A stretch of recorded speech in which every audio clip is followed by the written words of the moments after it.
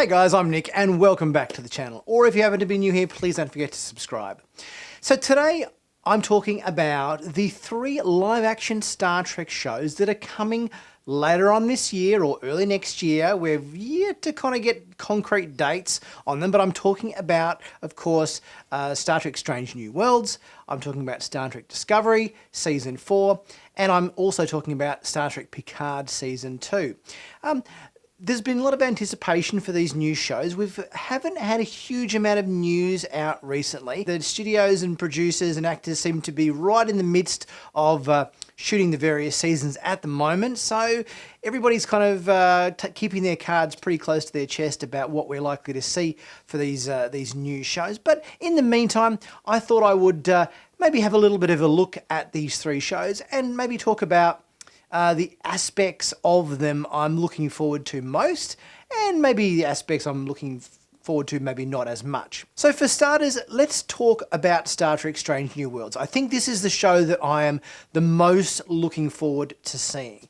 Ever since I saw the short Trek episodes, which were taking place exclusively on board the Enterprise and also obviously Season 2 of Discovery, it just became immediately apparent to me that this has to be a show. There's a lot of history tied up in Strange New Worlds in terms of its linking back to the original series. And Rebecca Romijn has come out to say recently that there's going to be a lot of Easter eggs and a lot of references and in-jokes and stuff the fans are really going to appreciate in terms of the narrative and the stories in Strange New Worlds linking back to stuff that we know happened in original series. And I think that's great. Whatever they can do to connect that whole story through to original series is going to be a good thing. Us as fans certainly love canon, and we love it when canon is respected. So whatever they can do in that regard, I think is going to be really good.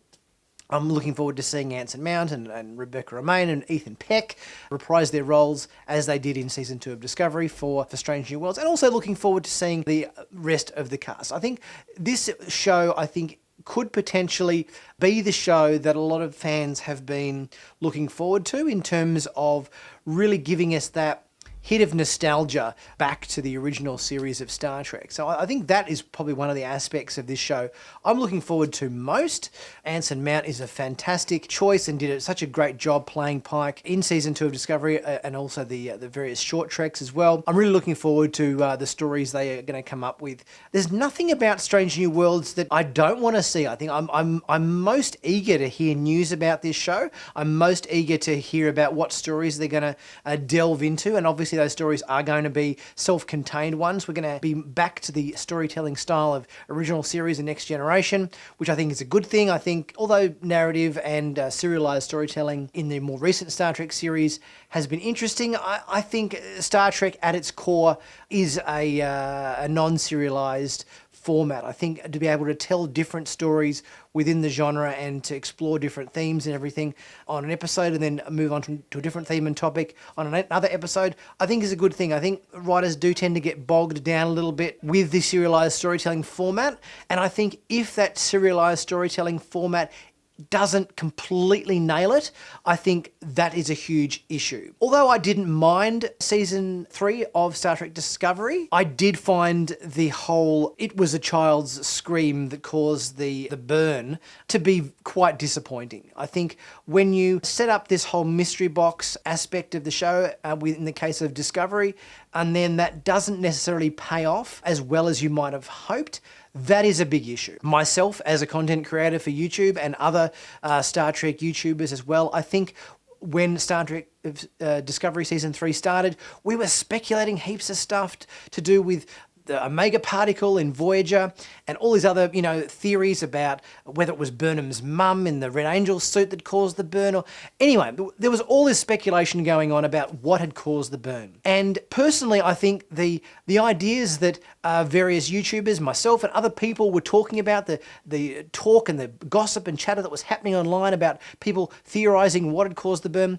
they were all infinitely more interesting than what it turned out to be. I think this whole, a small Kelpian child on some planet had a bit of a scream and caused the burn. I think that was really disappointing. When the fans are coming up with better ideas for plotting and storyline than the writers are, I think that's an issue. I think that is the main problem, I think, with doing the whole mystery box type of storytelling in Star Trek. I think from that point of view, with Strange New Worlds getting away from that and moving more to a self-contained storytelling format, I think that is going to be a really good thing. I really loved Saru as captain in season 3.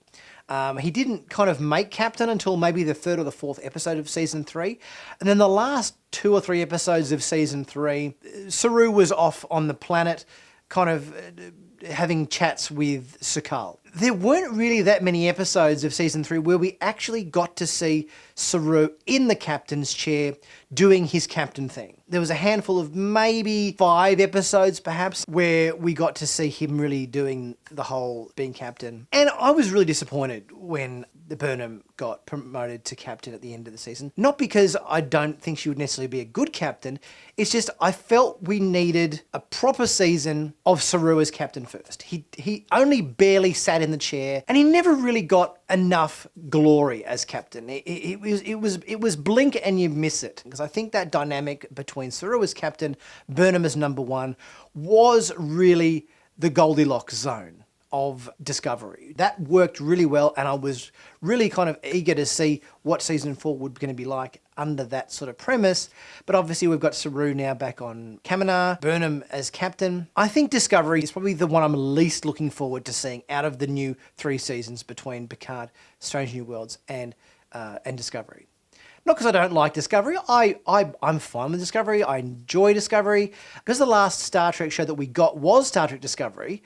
We only just finished watching that in January, and that's going to be the next new show that we get. It's sort of almost like, oh, we just had Discovery. I feel like I'd like to see Strange New Worlds or Picard, first, because it's been longer, a greater amount of time since we've seen those shows. But I am really looking forward to seeing the new uniforms. I think they look awesome. Best Star Trek uniforms we've had in Discovery so far, I would say. And they're a really good addition to the show. Obviously, there's a bit of a void of Star Trek content on our screens at the moment. We're kind of waiting eagerly for things to return. With the pandemic and everything, that's sort of slowed down the whole production process. And we're obviously going to get probably Prodigy and Lower Deck Season 2 before we get a live action show. So I think we'll just have to wait patiently for the other ones. I am really looking forward to Star Trek Picard. The whole time travel aspect of season 2 really excites me. I really loved the Star Trek Next Generation episodes Tapestry, where Q kind of takes Picard on this sort of journey through his history and so forth, and the same thing kind of happens as well in the last episode of Next Generation, the All Good Things finale, I think. And if we're kind of returning to that sort of storytelling with Q and Picard and traveling through time, I think that really sounds exciting to me. I think I really love those episodes. I think they were really engaging. The dynamic between Q and Picard is always really entertaining to watch. And I find those time travel stories quite interesting, or alternate universe stories really interesting. So it's going to be really good, I think, to see where they take that story in Picard Season 2. And that's one aspect of Picard I'm really looking forward to seeing. How they intertwine Q into the narrative, what they end up doing with the whole time travel story. I think that sounds really exciting. What Picard is like in Season 2 in terms of his androidness. So is he going to be spouting facts and figures and having immediate recall of every single piece of information he ever remembered, much like Data could kind of immediately process information and recall, things down to the most minute sort of detail? That whether Picard is going to have this ability. I know he hasn't got superpowers and he's not going to be leaping through the air and doing things like what Soji was doing, or was Adaj doing in Season 1.